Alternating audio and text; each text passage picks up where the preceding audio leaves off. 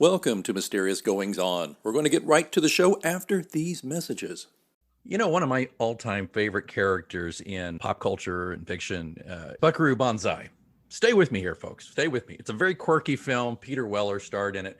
But the premise centers upon the efforts of the polymath Dr. Buckaroo Banzai. He was a physicist, a neurosurgeon, a test pilot, and a rock star. And he's going to save the world. Well, why am I mentioning that when I'm talking about our guest today? Because when I started reading up on author Max Hawthorne, I got a real Buckaroo Banzai vibe because this guy is quite the polymath himself. I was just freaking out. Let me just do the intro here, and then we'll welcome him in here. He's known as the Prince of Paleo Fiction. Max is the author of the award-winning Chronos Rising series of sci-fi action thrillers, as well as Memoirs of a Gym Rat, an outrageous expose of the health club industry, and the children's book, I Want a Tyrannosaurus for Christmas. Max was born in Brooklyn, and he attended school in Philadelphia, where he graduated from the University of the Arts. So in addition to being a best-selling novelist, he's a singer-songwriter, amateur paleontologist, cryptid researcher, blog talk radio host, IGFA world record holding angler, and a voting member of the Authors Guild. He's obviously an avid sportsman, and he's a conservationist. His hobbies include archery, fishing, boating, boxing, probably nuclear physics, I made that up, and collecting fossils and antiquities. He lives in the greater Northeast with his wife and daughter, and a pair of enormous Siberian forest cats who, when they're not stalking Max's toes, sleep on his desk as he writes. Let us all welcome my new favorite polymath, Max Hawthorne, to Mysterious Goings On. Thank you so much. I actually got tired of listening to that stuff. I didn't realize I do all that. I think I need to slow down a little. My God. You really should, man. I mean, pace yourself. Oh my God. No, I mean, that's fascinating. I love that. And I think that's probably very indicative as to why you're such a good and successful writer, is you have a variety of interests and you actually are living life and experiencing life. I hear one refrain I hear a lot about authors, younger authors in particular, is they haven't lived a lot of life. And a lot of their things that they write about, they appear to have gleaned from pop culture rather than actually having their own personal adventures. Sounds to me, though, like you are a bit of an adventurer. Yeah, it actually, I mean, I've been on the water as an angler and boating and such hundreds and hundreds of times. So that kind of loaned itself to the genre that I tend to favor. So between that and a lot of life's experiences, some good, some bad, you kind of tend to get a lot that you can draw upon when it comes to your writing. Is it the water that draws you and that led to you writing this series, or is it what's in the water, or is it all of that, or is it merely just an escape from land? I mean, if that sounds like a strange question, but I'm just curious what drew you into this story. Well, as a kid, I grew up having a dad who was a rock hound. I don't know if are you familiar with that term? Mm-hmm. So my dad was always buying, selling, collecting fossils and minerals. Right. My interest is more in the fossils. You know, you're a kid, you see these giant shark teeth and dinosaur bones and stuff. And I always tell people, I remember at one point I was only like 7 or 8 years old, and he had purchased or acquired this skeleton of a juvenile mammoth, and it was sitting on our piano, on top of the piano. And when you're a kid, the bones look like Godzilla's, of course. I mean, they were gigantic. But so I grew up with that. And then as I developed an interest in fishing and such, the two kind of synced up. So when you think about, especially in prehistoric times, the oceans back in the Jurassic and Cretaceous were infinitely more dangerous than they are now. I mean, everything that was out there would eat you without a second thought. So when you combine that, and then obviously then there's the fear factor of human beings. I mean, we're pretty sorry on land. Yeah. Bereft of technology, we're basically a walking buffet for a bear, a tiger, a lion, a wolf, whatever, but if you put us in the water, we can't run, we can't climb, we can't hide, we can't really do much of anything. How fast is the fastest Olympic swimmer? 3 miles an hour, something like that. So, you're in the water, and then you can't even see what's under you. let alone go down there and breathe. I mean, who knows what's going to come up? Yeah, so all that kind of came together, I guess, kind of, herded me in that direction. It's funny you said it, because I'm in Chronos Rising in the book. From the perspective of the creature, there's these tasty mammals running around on this ship. Yes, tasty. And you know what it is I try to, when you put yourself in the viewpoint of the creature, Mm-hmm. a lot of authors don't do that, but I try and do that. I try and always put my mind inside of whatever I'm representing. And so you want to do this in a way, I mean, you're dealing with a pliosaur. This is kind of like a gigantic marine reptile the size of a whale. For people that aren't familiar, you picture like an immense crocodile, but with a short tail and 4 big flippers instead of legs. Mm. That's kind of like how you could sort of picture one. But this creature would be different, obviously, than a whale. Certainly different than a person or a dolphin or anything like that. So how does its mentality work? And I wanted something that came across as primeval, a very cold, primitive sort of intellect, instinctive thinking. What does it care about? What does it focus on? It kind of make people like feel more like the thing was real, I guess you'd say. Yeah. So. Well, I was surprised when I got to that part, because early on in the book, we're seeing everything basically through the eyes of this captain of this Japanese ship that's up to some illegal activity, some basically fin harvesting, right? They're harvesting fins from sharks. Hiroshima. Yeah. So I get to this point in the story, and it shifts perspective to the creature who is eyeing all these yummy mammals running around on this boat. And I'm in for a good time here with this book. Well, I try to make it enjoyable for people. I've noticed that, like when I read Peter Benchley's Beast many decades and decades ago, which I thought was a great book. One minor complaint I had was that you really didn't get a lot of scenes from the animal's point of view. And I imagine perhaps that's because it's hard to develop an intellect or personality for a mollusk or something. Yeah. But I think that people would have wanted more of that. So I strive to create that so that you could run multiple plot lines and switch points of view from the hero and heroine to the monster to the human villains, this type of stuff, and keep things a little more interesting, build up the suspense, the anticipation, that kind of thing. You want to keep it, lively and keep people turning the pages. Well, that's the whole thing. Now, what we're talking about, folks, is Kronos Rising, which is the first in the series, correct? Yes. And this book came out about 6-7 years ago. But how many have you done now? You've done more than 4 or 5 in this series? There's been 4 full-length novels, which was Kronos Rising and then the Kronos Rising Kraken trilogy, which are all pretty sizable books, as you might imagine. And then there was a novelette called Kronos Rising Diablo, which actually takes place before book 1. So it's kind of like an extended prologue of what happens on Diablo Caldera, where this creature came from.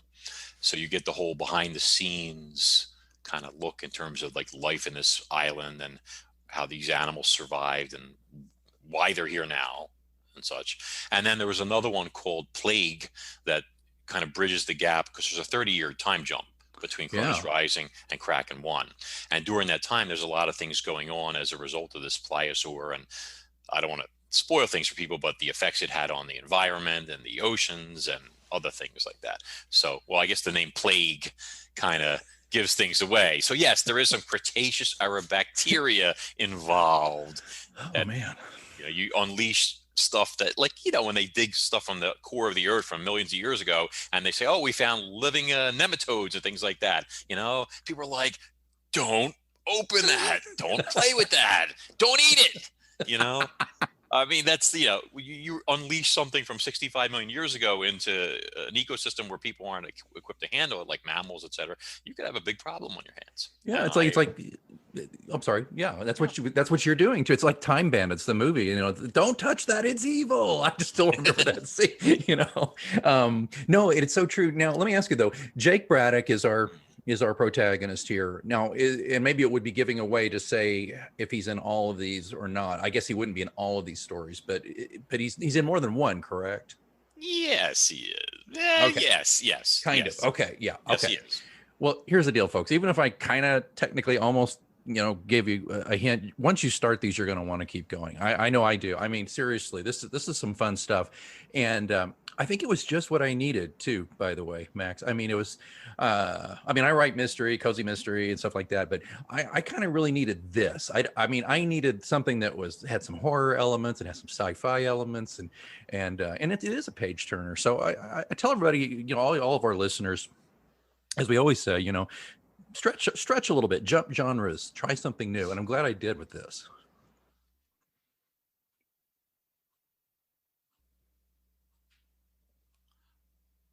Oh, I answered you, but it froze again. It froze. Yeah. Go ahead. Sorry. Go ahead. It's okay. No, I just said thank you so much. I really appreciate it. Yeah. Well, so you're, besides a writer, you're also into cryptids. So I was kind of thinking when I was reading this that it wouldn't be a pliosaur, that the creature would actually be a monstrous coelacanth. Mhm. But Something that is on my bucket list of fishing for catch and release purposes, by the way, a coelacanth. But no, I mean, I have a piece of a huge coelacanth skull in my fossil collection. Really? Came from a fish 15 feet long. But Now, for folks who don't know, and I'm very just an amateur into cryptids myself. I just like to read about it. I'm not smart about it, obviously, but for a long time they thought it was extinct forever, right? And then was it the 60s or something? They found one. They pulled one in. I don't remember exactly, but yeah, there is two, I believe, known populations of coelacanth. They're not as huge as Mawsonia, which was the one from the Cretaceous that I was talking about. But the modern or extant coelacanth, I'm not sure about the actual species, but it gets to be about 6 feet long, about as big as a person. wow. And it's amazing that it survived, being a lobe fin and the way it moves and such. But it's a predator. It's got sharp teeth, sharp reflexes, beautiful animal. I mean, I'd love to even swim with one. Since we're too big to eat, probably don't have to worry about getting, grabbed. Unless there's a pliosaur down there eating coelacanths, and then, they're rough, of course. The series has done really well, and you've got a lot of critical acclaim, and you won some awards. And I'm sure that that's just icing on the cake for you as a writer. But it's got to be nice to well, one, to be a bestseller. Are there other avenues beyond this series that they're working on or have worked on? I'm a kind of, I don't want to say all over the place, but I mean, obviously I did the children's book and I did that expose, early on. That was more like to try and help the general public because saw so many people get screwed over in health clubs. So that's why I wrote Memoirs of a Gym Rat, so people could know what goes on behind the scenes and protect themselves, so you don't get roped into some huge contract or what. But anyway, I'm digressing. So the Cronus Rising series is going to continue because I'm afraid to not continue it. I will be lynched. I mean, like, if you saw the reviews for the last book, they're like, is there going to be more? Please, Max, please, hint, hint, hint, this other stuff like. But I'm glad I didn't make any promises that there's another book on the horizon or leave them hanging, because in the trilogy, each one ended in a cliffhanger. Mm-hmm. So they were screaming for the next book. I would get emails and messages and even a few letters and whatever. But so that'll come along. Right now, I'm actually working on a horror novel of mine. It's something I wrote the screenplay for like 3 years ago, and then I put it in a drawer. After registering copywriting, of course. But anyway, and I really feel that it's going to make a great book. It won't be as huge as these, probably maybe 300 pages, I'm hoping, or something like that, instead of 500 or 600. But and it's a great story, so I'm sure my agent, she's going to like that. And then I'll be doing another Kronos Rising book, which is already mapped out and has been for some time. And I mean, I have a list of like 50 books to write of all different categories, sci-fi. I mean, the ideas, they come to me in my sleep, and I wake up and I'm like, wow, that's a great story for a novel, and then I'm like messaging myself with the cell phone there, so I don't forget stuff while I go back to sleep and stuff. And then, but sometimes it's so bad, I'll have like the entire story in my head. And I get up and I'm sending message after message after message after message. I go back to sleep, and it keeps going and going and going. And finally I'm like, oh, I get up, it's like 3 or 4 in the morning, and I come downstairs and I open up all the emails and I start organizing everything and And next thing I know, it's time to get my daughter up for school. And that's why I look like this. losing my hair, circles under my eyes, vampire skin. Oh God. You know, But you anyway, know. I never get writer's block. Okay. It's more Really? like hold the door shut so nothing else tries to come in. Oh, well, that you're blessed in that regard. You know, I always say that being a writer is like always having homework. It's just there. If you're there's always something you could be working on, right? And it's funny. I've got a series of 7 books, working on the 8th one now, and I've had people, not probably as nearly as many as you, obviously, beating down my door, but I have people who do contact me and say, Alex, come on, it's been a year. Where are we? What's going on?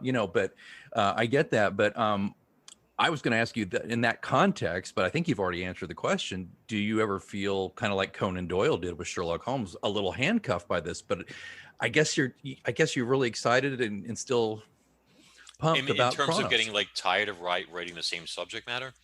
Well, Yeah. I try to make changes, and I think the readers need that also to keep their interest. Mm-hmm. Like the first book is primarily marine based. There's Mm-hmm. very little that happens on dry land. If it is, it's at the coast or something like that. But it's all on a ship, near the shore, that type of stuff.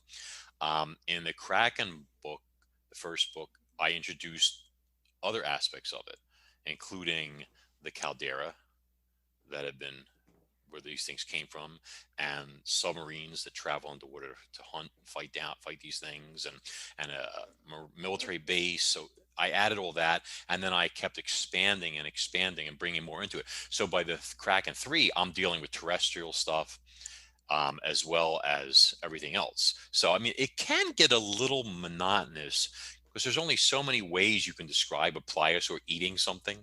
You know, you try. You know what I mean? You're like only so many ways you could tell the story and keep it fresh. Okay, but I mix things in, etc. When the series continues, it's going to continue to go in other directions. And I mean, just the 30-year time jump was a big help. Yeah. I got to change technology, change the ecologies of the seas, things like that.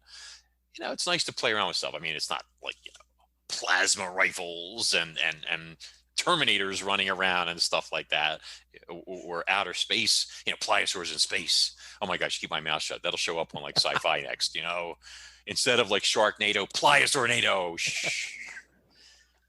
Don't do it, guys. Copyright Max Hawthorne 2021. You heard it here first.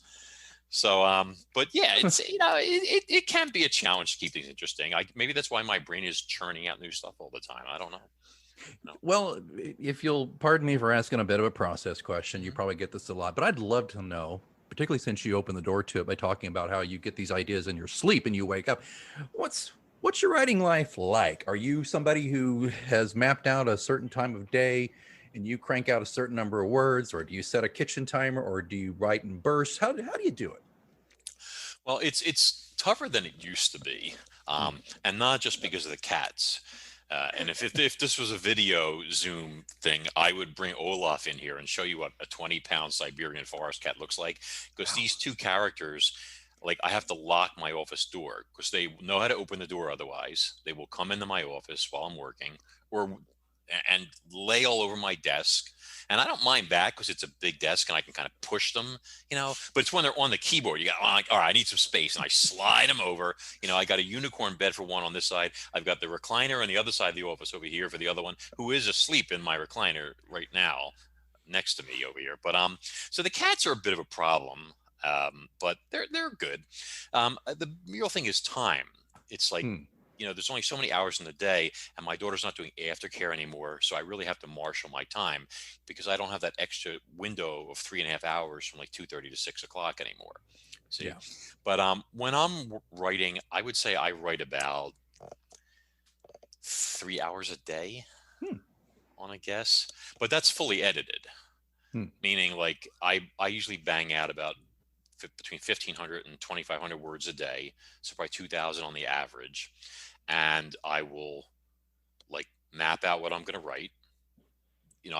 My stories are very organized ahead of time. So I kind of know everything. And then before I start, I sit there and then I picture the scene in my head and I think it through and I see what's happening, who's there, what's that, everything, like what they're moving through, what they're walking on, anything they touch, all the visuals. You have to have them in your Right. head.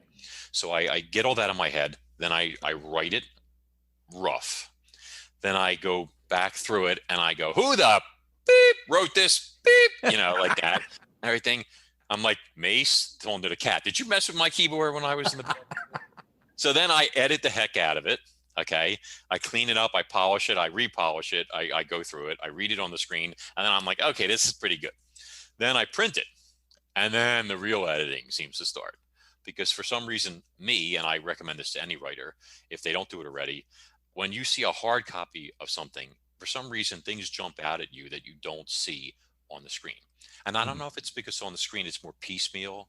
Yeah. Now you're seeing just one graph at a time or something, and it's more book-like when it's on the written page. But I go through that hard copy and I edit the heck out of it again, and then I fix all that stuff, and then I do a final read-through, and I still find stuff, and it's a never-ending process. But yeah, that's kind of how it works. Is there a certain challenge you found? You don't strike me as someone who lives with challenges. You seem to surmount them. But is there a challenge you found in your writing? Is there something that bedevils you with every book that you have to work through, or no? Well, I have three issues. The first issue is I'm very choosy about what books I read. Mm-hmm. See, I have this, I don't know what you call it, this tick, this I don't know, paranoia, and I tend to absorb things around me.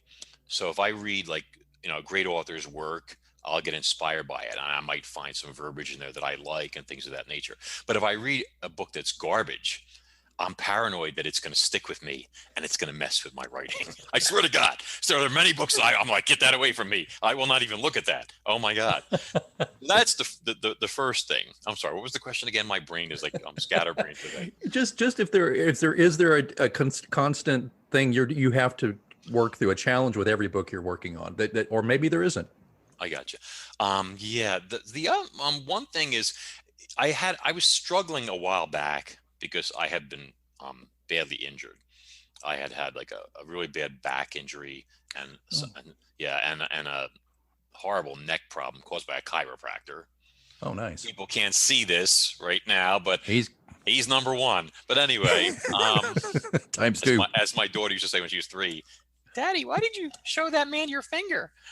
I was telling him he was number 1, Peanut, and then everybody was number 1 that day, including a cop. I pulled up next to us, and she's like, "You're number 1. You're no," and I'm sitting there, I'm like, God, I am so going down. But anyway, so because of that, I couldn't sleep. I was in pain all the time. I was taking painkillers all the time, handfuls of Advil and Tylenol and all sorts of other stuff. And it was really making like my brain was like mush. So between that and the exhaustion and stuff, it was a very difficult time for me to write. And that's why some of my books were delayed. I mean, 2 years between novels and stuff. Sure. But, I'm past all that. So the only problem or struggle I find is when I'm rusty.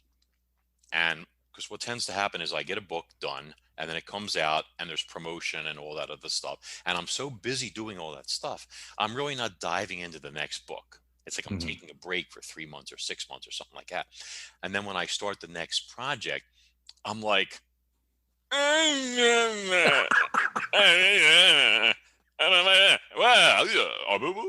I stare at it. I'm like, how did I write all this stuff? And then I'll look at the last book and I'm like, wow, I am freaking great. Look at this. How did I come up with all this stuff and everything? And then it's slowly, I pull it back out of myself. It's always those first 3 or 4 pages where it feels like, you're like the Tin Woodman with no oil can. And you're like trying to break that rust on it. Crack, crack, crack, oil can. And once you get that groove going, then it's, and then you read it, you fix it, you refurbish it, and then it's really beautiful. If those first few pages flow, then it's sort of, the I don't know what you call it, the doors open and the Pandora's box and everything comes out. Right. Yeah. Well, I was curious about that. I think every raw author probably has that same cycle going, or not every, but a lot. I know I do, because once I get it done and I'm just sick of the sight of it, and I don't want to, the last thing I want to do, I mean, and kudos to you for doing a media tour, because there's a certain point. I've done book signings, the whole thing. There's just a certain point where I'm sick of my own voice, which is of course why I do a podcast, right? But anyway, but I just get tired of my own stories, and I get tired of my own writing and all that stuff. So I always find I need some kind of palate cleanser. But then let's say I step away from writing and I write something else or do something else. Mhm. When I get back though, you're exactly right. It's like, I can't, because it's just I start to freeze up. And I think as the older I get, I'm in my 50s, the older I get, the tougher it is for me. I don't know. So it's interesting to hear that from your perspective. Yeah, and it isn't like I hadn't been writing up until a month or two ago. I actually just finished a book, but it's nonfiction. Hmm. I did a book called Monsters and Marine Mysteries for Beyond the Fray Publishing, and it's going Oh, to come out in a couple of months. It's a book on cryptid research, including some research I've done personally, things I've seen, and a lot of people I interviewed that nobody knows are even still alive that have seen some incredible stuff. But this stuff was not. It's not writing a novel. right. It's like you're a reporter, like blah blah blah blah blah. At this point, this happened, and so, and according to so, and it's all very blah blah blah. And they're like, ugh, there's no imagination to it. There's no like the art. There's no, it's the visuals you're creating are minor. You're not creating life, so it's nothing like novel writing at all. But I mean, people will It's like it. It's in a nice book. It's got some great stuff in there, but it's just not for the same for me. You know. if you don't mind me asking, do you confine your cryptid research and writing to marine life, or is it every kind of cryptid, like potentially Bigfoot, that kind of stuff? I saw one What? actually. What? Yeah, yeah, in Connecticut of all places. Believe it or not. Yes, I know you think I'm bonkers. It's in the book, and I don't go out hunting for cryptids. Okay, I've encountered things just being on the water, for by sheer volume. You're out there enough, sooner or later you're going to run into something. Okay, but I don't, and I'm too old and fat these days to go out, slogging through the swamps and brush trying to hunt down a 9-foot man ape that could rip people's arms out of the sockets. But not my cup of tea. But no, yeah, this is, wow, gosh, it must be 25 years ago or something like that. It was in a lake in Connecticut, and it was apparently a young one, and it was swimming. Seriously, yeah. And yeah, it was like reddish brown, covered with hair. The head was like bobbing up, and it was working its way toward me. I was on fishing a causeway Hmm. between two parts of the lake. Like it had two thin lanes there, or maybe one, I think it's two lanes, but it's piled up rocks, and the causeway on these rock pile deep down there. There's a channel that connects the two lakes, and there's I guess a reinforced concrete tunnel that allows fish and other life to travel back and forth, and the water, obviously, etc. And so this thing was, I was out there fishing, and I had bobbers out with live shiners, and I'm sitting there, and my brothers, those two characters, went to the other side of the fish, the other part of the causeway, the other lake, and I see this thing surfacing, coming closer, and go under, surfacing, go under. It could hold its breath for a while, too. And the head, it was like, I was like, what is that? And I was thinking, I'm like, that's too big to be a beaver and way too big to be a muskrat. And I'm like, it's got to be some sort of animal. Is it a deer? No. And then it had this dome-shaped head. Hmm. Yeah. And the as it got closer, I could see it was fairly long, like about 5 feet long. And I thought, is that like an enormous Irish setter swimming in the lake? I mean, I'm trying to justify these things Sure. to myself, Yeah. And it was that color kind of. And it got a little closer. It was still, the last time I saw it, it was at least, I'd say, about 60 feet away still. But it was an overcast, damp day, nobody on the lake, and it was like very early, just like dawn. Hmm. But and we were the only idiots out there fishing, let's put it that way. And we didn't catch anything, which shows you we didn't know what we were doing. But so yeah, it got closer and closer, and I guess it heard me at one point, because I was like looking, and I don't know if I had a camera or not, but I adjusted my feet, and the gravel, the rocks that I was on, like they shifted a bit, and then it went under. And as it went under, its arm broke the surface, and I saw its shoulder, upper arm, and forearm. It had an elbow like this, and it went under like that. And I was like, what the hell am I looking at? Like that. And it went under, and I could see it. It was deep down. I could see like the water, the disturbance as it went through the tunnel. So I run up like an idiot and I run across the road and I go to my brothers and I'm like, guys. And I didn't know what to call it back then. I said, there's a hairy red thing in the water. It's going to come out right now, right here. Look. And they're all sitting there. And, there was a disturbance. And then something weird happened, like off to the left. There was these, a lot of water lilies on the left side there. And something started like splashing around in there and stuff. And like a bird took off and stuff like that. And I think it was in there, but they didn't see it. And they were like, yeah, sure. You're whatever. Or they called me a few names and whatever stuff. But yeah, it was interesting. And they swim with their legs together. Like, when you see people doing the mermaid thing. Like the mermaid, like that. Uh-huh. It was swimming like that. Yeah. So. That's just fascinates me. And I mean, the first thing you said too, I'm fascinated that up near Connecticut, you just don't, I always think of the Pacific Northwest when I think of potential sightings. And it's, I'm a big, I don't know if this will mean anything to you. I'm a big Grover Krantz fan, the late Grover Krantz, who was, I mean, if any documentary from the 60s on until he passed away in the 90s, I think, he featured this guy. He was over at Washington University or Washington State, I think. And he wrote several books about Bigfoot, and I've always been fascinated by it. So I guess I'm going to be buying your book when it comes out. I want to see this. It's not the first time that something like that had been seen in Connecticut. I looked it up online and I found this report from like over 100 years ago of some fishermen on the same lake who reported seeing a, quote, hairy wild child, as they called it, playing in the lake. So like either this was a young one, it was only, like I said, about 5 feet long, had the heel or whatever, or there's something else out there that we don't know about, but I'm pretty sure that's what it was. And they start small and then they get big, and you would think a child would be more likely to mess around and play in areas where it shouldn't be doing things it shouldn't be doing. I'm sorry. Yeah. And I assuming this is what it was, you're probably very lucky that you didn't actually get anywhere near it, so to speak, right? Well, the thing is, I mean, can you imagine if I had like a crankbait and I managed to snag it, and then tried to reel it? I mean, that would not have gone well. But usually when there's one, there's more than one, and there's a parent, and you don't really want to. I mean, I have a friend who in Canada encountered 3 of them, and 2 in the same day in the same area, and one of which actually walked right in front of his vehicle out of the field. And he was standing there and he was asking, he had seen the first one walking along. He thought it was like a giant basketball player in the distance or something like that. And then he pulled up to the side of this lake. There was a big lake there, and there was a Native American guy, fisherman, in a boat there. And he got out of his SUV and he turned to the guy and he said, "Hey, is there anybody else, like walking around out here like that?" And all of a sudden the guy looks alarmed and then ducks down behind his boat's console and hides. Didn't warn him something's coming. He just hid.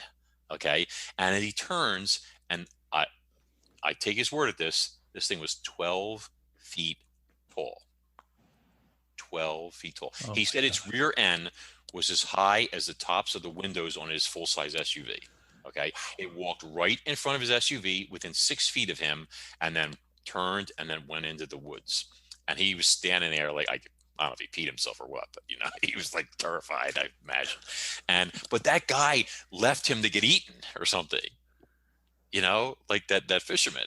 He didn't, hey, there's a giant hairy, 1,200-pound thing behind you or something like that. That's pretty messed up. Well, I mean, I don't have to run faster than Bigfoot. I just have to run faster than you. I mean, it's that old. I mean, Max, that's always been a thing with me. It seems to have, in my life, it's waned quite a bit. I just kind of expected by this time of my life they would have had some proof where they caught one or something, But you're apparently still in the camp that they're out there. Oh, I have no doubt that they're out there. I think that there's a concerted effort to keep people from knowing what's out there. And you can fit me for any size tinfoil hat you want, but there's so much evidence, so many sightings, etc. And plus, they just got that DNA report finally. Oh, did they? Yeah. In fact, that actually is the proof right there that there's been nonsense going on. Yeah. It's oh my gosh, he writes the Missing 411 series, David Oh, yeah. Paulides. Yeah, I And know who you're talking about. Yeah, uh-huh. and for years and years they were collecting DNA samples. And every time they would try and send one to a lab, the lab would refuse to help them, refuse to help them, refuse to help them. As soon as they found out what it was like a gag order was on them. Okay. And I swear to God. And then this one lab, they didn't tell them what they suspected it was. They just said human DNA. They had gotten, I heard his show. They got 3 different samples. One was from a Sasquatch that had ripped somebody's um, storm drain off the side of their house, like a 10-foot section of it, and bit it. I guess he was very angry. And there was gum tissue and blood in where his fangs penetrate his teeth. And there was another one that had gotten, I feel bad for this, eating out of a dumpster. And a woman called and said, there's a Bigfoot in my yard. And as it reached over, like in the hinge point of the dumpster, it was open, it got some of its hair follicles ripped out with the actual follicle. So there was DNA, not just hair. So Right. because the hair comes across as an unknown human. Mhm. Okay.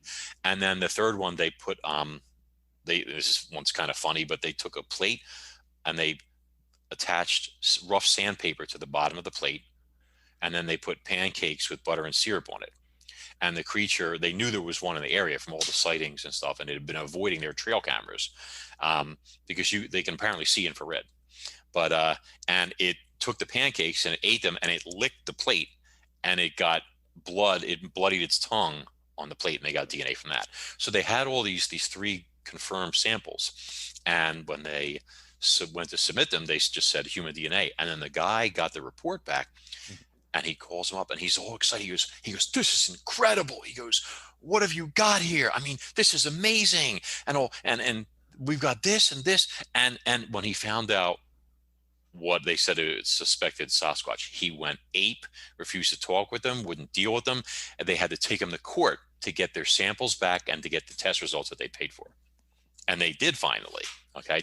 So according to the DNA reports, this is per Dave and his people, okay, which get all the credit. I'm just repeating his stuff. But the ancestors of the Sasquatches that they tested, goes back 15,000 years. They can actually go all the way back. DNA is that accurate now. And they found out that the mother, they have the same female that was the ancestor of all the ones they tested, was a human female 15,000 years ago. Okay. And she had mated, probably repeatedly, and I would imagine against her will, with something unknown. The other half of the DNA is completely unknown. There is nothing known like it. Now, my personal suspicion is that based on the fact that people tend to be, 5-6 feet tall, not much bigger on the average, and these things are 2-3 times, sometimes 6 times the weight of a grown man, the real big ones, and covered with hair and super strong and ape-like, that whatever mated with her was obviously some sort of enormous ape, say like Gigantopithecus or something like that. Right. Yeah. This is where this unknown DNA is coming from something. Okay. Yeah. But that's where they all came from, which also, since there are some reports of these animals that are extremely large, like the one like my friend saw, okay, that are much bigger than the average. It's possible that the progenitor of the other half is still out there. People have seen conflicts between these creatures where like an 8-foot one was attacked by a 10-footer that eventually killed it. Hunters saw this and ripped its stomach open and ate its intestines and all this stuff. Yeah, horrible stuff. So I would imagine that there's some sort of, like dogs and wolves kind of thing between these species, that kind of thing. But anyway, we're digressing into Bigfoot country now. You can't stop. But I got one more question about this. You can't leave me hanging here. I got to know then. Tell me then. All right.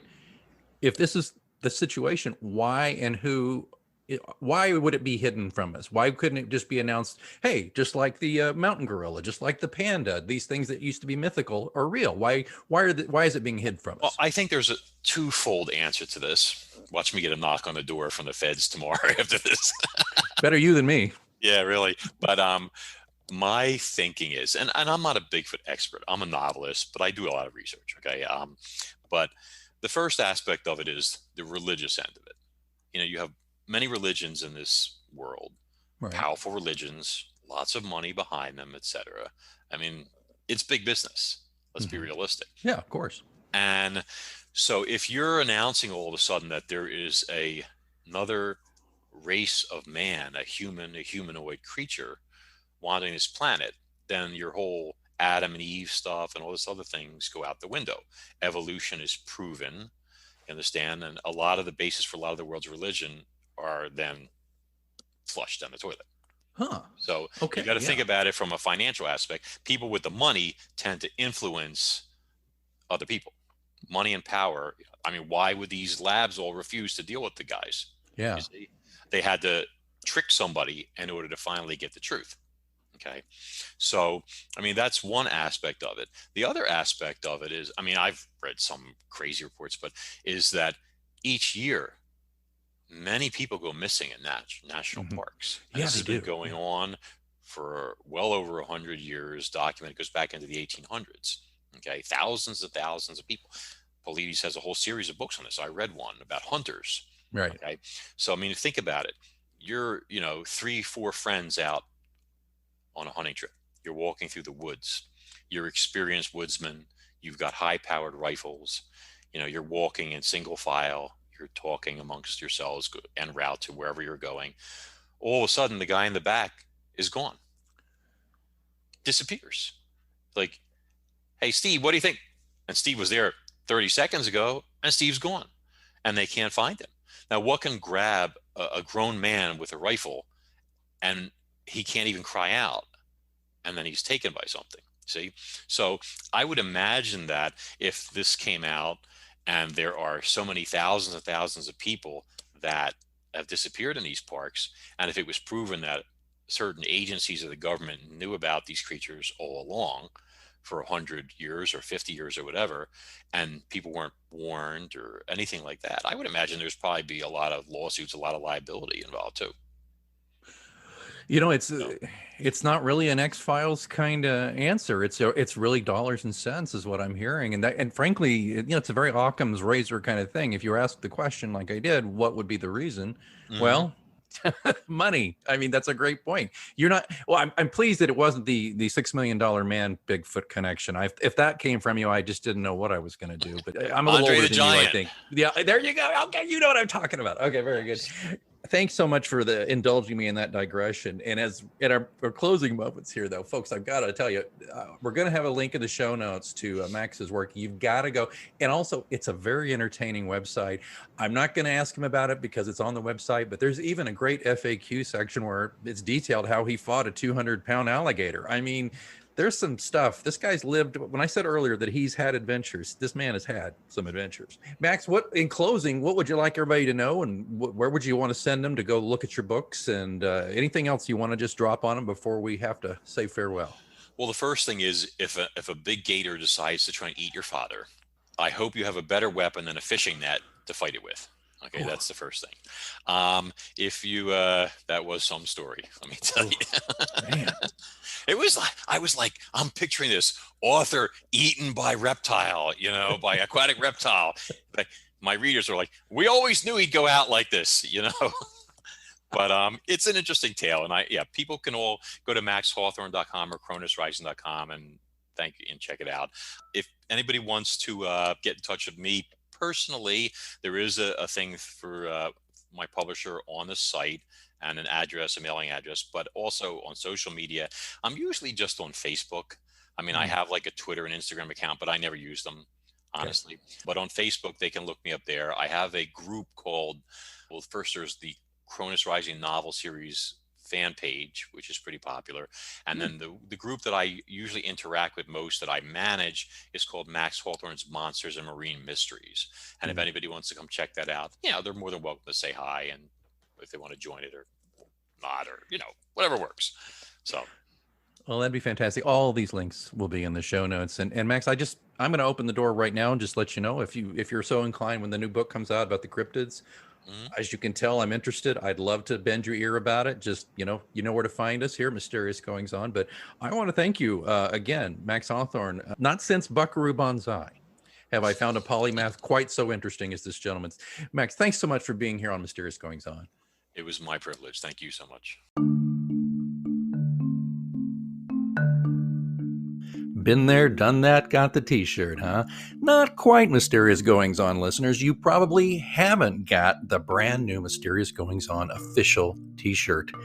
This is a quality cotton t-shirt coming in a premium unisex tee version and a women's slim fit tee version in all the sizes you could possibly need. These are great quality shirts coming in a variety of colors, including dark heather gray, black, charcoal, maroon. And on the women's t-shirt, we come in dark heather gray, black, charcoal, indigo, and midnight navy. There you go.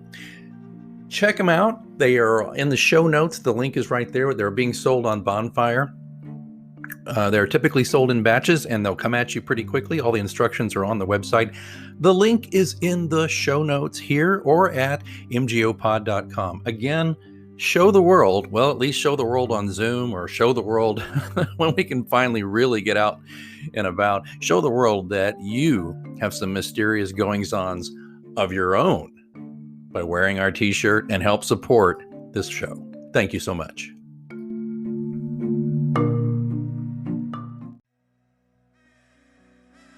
Thanks so much for listening to Mysterious Goings On. Don't forget, we have a complete archive of all of our interviews, monologues, updates, live readings, dead readings. All of that stuff is available at mgopod.com. And of course, don't forget to subscribe to us so you never miss an episode. We're on Apple Podcasts, Spotify, all the usual suspects. Please join us there.